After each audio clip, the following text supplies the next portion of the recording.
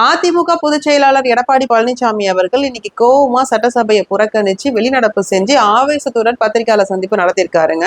எதற்காகனா மயிலாடுதுறை மாவட்டத்தை சேர்ந்த 4 மீனவர்கள் தங்களுடைய வாழ்வாதாரத்துக்காக சவுதிக்கு போய் மீன்பிடி தொழில் செஞ்சுட்டு வந்திருக்காங்க.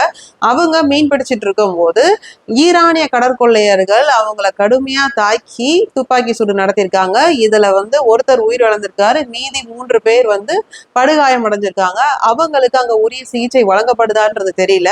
அதனால அவர்களை இந்தியாவுக்கு மீட்டு கொண்டு வரணும், உரிய சிகிச்சை வழங்கணும், பாதிக்கப்பட்ட அந்த குடும்பங்களுக்கு இழப்பீடு வழங்கணும் அப்படின்ற இந்த விஷயத்த அரசுக்கு கவன ஈர்ப்பு கொண்டு வர கடந்த 5 நாளா அவர் முயற்சி செஞ்சுட்டு வராரு.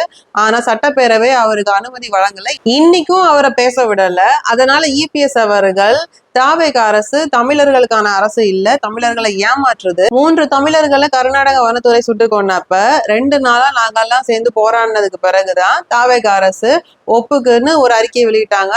ஆனா பெரிசா நடவடிக்கை எதுவும் எடுக்கல. இப்ப வெளிநாட்டுல சுட்டு கொண்டிருக்காங்க. இந்த விஷயத்திலயும் தாவேக அரசு அலட்சியத்தை தான் காட்டுது. இதுல நான் வெளிநடப்பு செய்யும் போது தாவேக எம்எல்ஏ எல்லாம் கத்தி கூச்சலிட்டு சிரிக்கிறாங்க. இது தமிழக மக்கள் மீது அக்கறை இல்லை அப்படின்றதான் காட்டுது அப்படின்னு ரொம்ப ஆவேசமா பேசியிருக்காருங்க. எடப்பாடியார் அவர்களுடைய முயற்சியை நீங்க எப்படி பாக்குறீங்க?